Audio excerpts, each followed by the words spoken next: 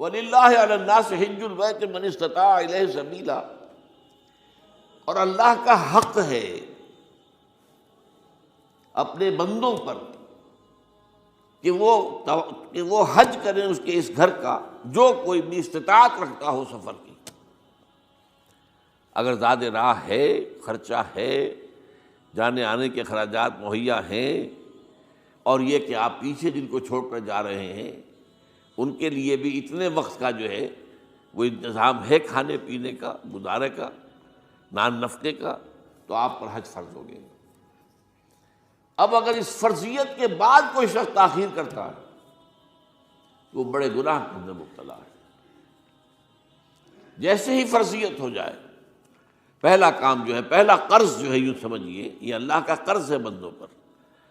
یہ لام جو آتا ہے، لام اور اعلیٰ، لام کسی کے حق کے لیے، اعلیٰ کسی کے اوپر حق ہونا۔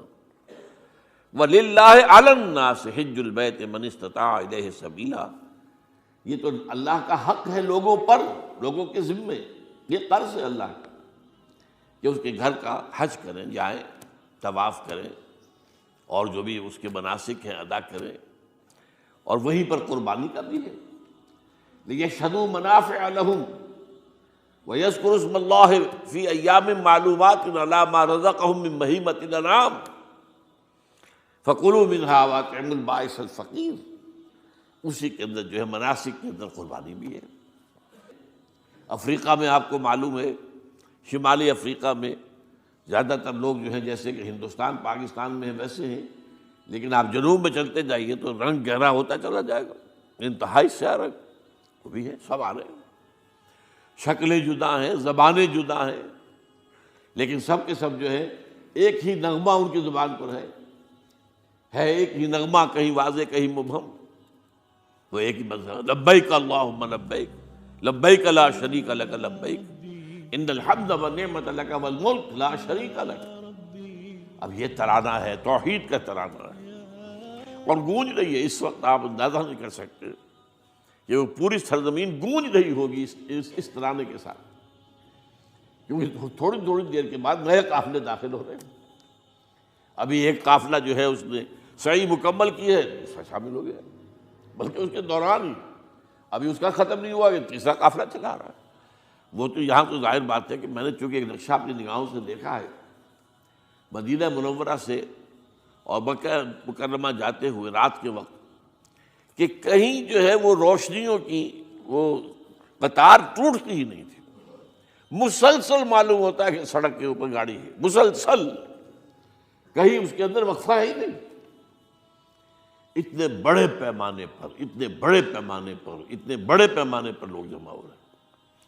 زبانیں جدا ہیں، ایک دوسرے کی زبان نہیں سمجھتے، لیکن ایک زبان اور بھی ہوتی ہے جو بغیر بولے سمجھ میں آتی ہے، اس سے معلوم ہوتا ہے سب کے لیے محبت ہے، ہمارے بھائی ہیں، تمام مسلمان ہیں۔ بعض کے اندر یہ محبت کا جذبہ زیادہ ہے۔ ترکوں میں انڈو پاکستان کے لوگوں کے لیے بہت محبت ہے۔ اب وہ بات جو نہیں کر سکتے، سمجھا نہیں سکتے، لیکن ان کی آنکھوں سے، ان کے انداز سے وہ محبت ٹپکی پڑتی ہے۔ تو عالمگیریت جو ہے اسلام کی، ہمگیریت، عالمگیریت، آفاقیت، اس کا جو مظہر نظر آتا ہے وہاں کا۔ پھر یہ کہ ہمارے ہاں کی جتنے بھی فرقہ بندیاں ہیں وہ وہاں ختم ہو جاتی ہیں۔ وہاں اہل حدیث ہیں، حنفی ہیں، مالکی ہیں، شافعی ہیں، حنبلی ہیں۔ یہ کام بھی کیا ہے آ کر انہوں نے آل سعود نہیں، ورنہ اس سے پہلے جو ہے وہ 4 مصلے علیحدہ تھے، وہاں پر 4 جماعتیں علیحدہ ہوتی تھی۔ یہ حنفی مصلی ہے، یہاں پہ حنفی امام ہے وہ پڑھائے گا، یہ شافعی مصلی ہے، شافعی امام ہے وہ نماز پڑھائے گا۔ تو یہ جو ایک تفریق تھی وہاں بھی موجود تھی، انہوں نے ختم کیا، ایک امام کے پیچھے جماعت ہوگی، اسی میں حنفی بھی ہیں، مالکی بھی ہیں، شافعی بھی۔ کچھ ہیں لوگ جو زیادہ، جن کے اندر کچھ زہر زیادہ گھل گیا ہے فرقے واریت کا، وہ پھر نہیں نماز پڑھتے، وہاں پر محروم رہتے، اس کی فضیلتوں کو چھوڑ کر جا کر کہیں اپنے جو ہے گھروں پر جہاں ٹھہرے ہوئے وہاں جا کے نماز پڑھ لیتے ہیں کہ یہ جو ہے وہابی، ان کے پیچھے ہماری نماز نہیں ہوتی۔ لیکن نہیں، عام طور پر ایسا نہیں ہے، عام طور پر سب لوگ جمع ہیں، نماز پڑھ لیں۔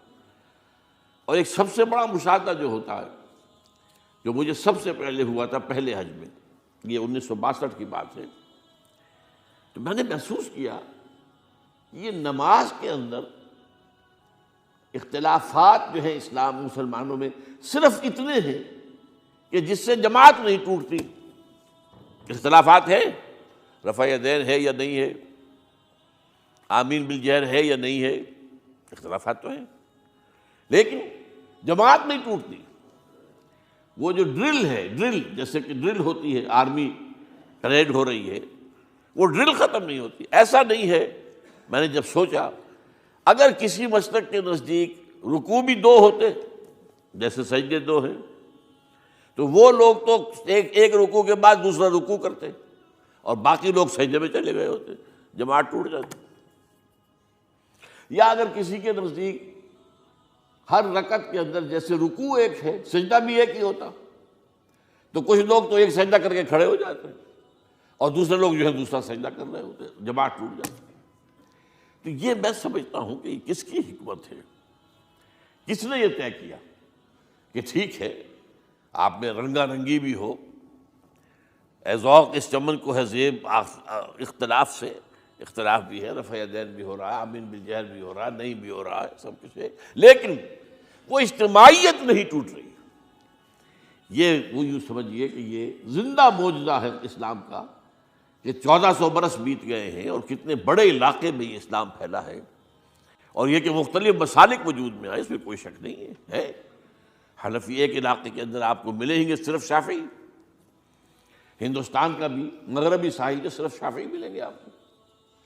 اس سے آگے آپ جائیے، چونکہ یہ عرب تاجروں کے ذریعے سے ایمان لائے ہیں، یہ لوگ سری لنکا کے لوگ ہیں، انڈونیشیا کے لوگ ہیں، ملیشیا کے لوگ، سب شافعی ہیں۔ ہندوستان میں چونکہ اوپر سے شمال سے آیا ہے اسلام، یہ ترکوں کے ذریعے سے آیا ہے، اور وہ کٹر حنفی تھے، یہاں حنفیت آئی ہے۔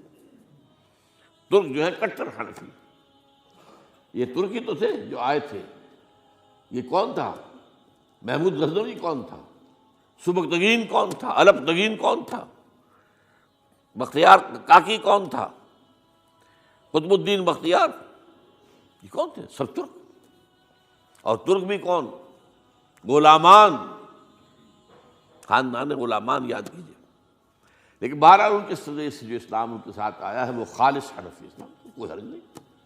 وہاں جا کر سب جمع ہو جاتے، ایک وحدت